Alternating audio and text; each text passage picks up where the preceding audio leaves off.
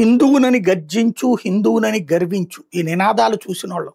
కానీ ఈ నినాదాలు ఆచరణలో అమలు కావట్లేదు. హిందువే అవమానం పాలవుతున్నాడు. హిందువు ప్రాణం తీయడానికి బహిరంగంగా తిరుగుతున్నటువంటి రాక్షసులు ఇప్పుడు బయటపడ్డటువంటి వాళ్ళు.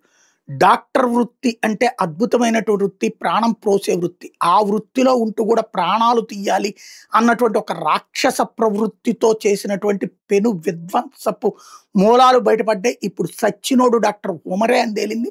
వాడే ఈ ఘాతుకానికి పాల్పడ్డాడు, వాడే ఆత్మాహుతి దాడి చేసుకున్నాడని తేలింది.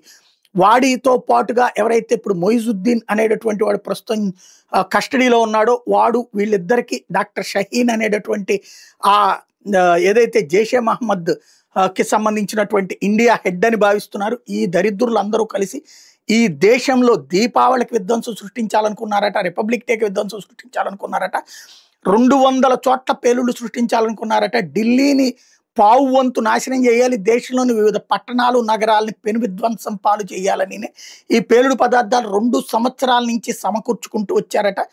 ఐఈడీలు కిందకి తయారు చేయడానికి తగినటువంటి ఏర్పాట్లు చేసుకున్నారట.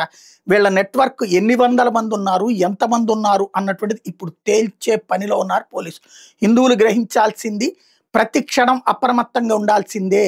ఈ బుజ్జగింపు చర్యలు అనేటటువంటిది పెరిగే కొద్దీ వీళ్ళు ఇలాగ తయారైపోతున్నారు, సైకోలుగా తయారైపోతున్నారు, జాంబీలుగా తయారైపోతున్నారు, ప్రాణాలు తీయడానికి క్రూరంగా తయారవుతున్నారు. ప్రాణం తీయడం తప్పులేదని వాళ్ళకి బోధించే వాళ్ళని అరెస్ట్ చేయాలి. ముస్లిమేతరులు ఎవరి ప్రాణాలైనా తీయచ్చని చెప్పడాన్ని నేరంగా పరిగణించాలి.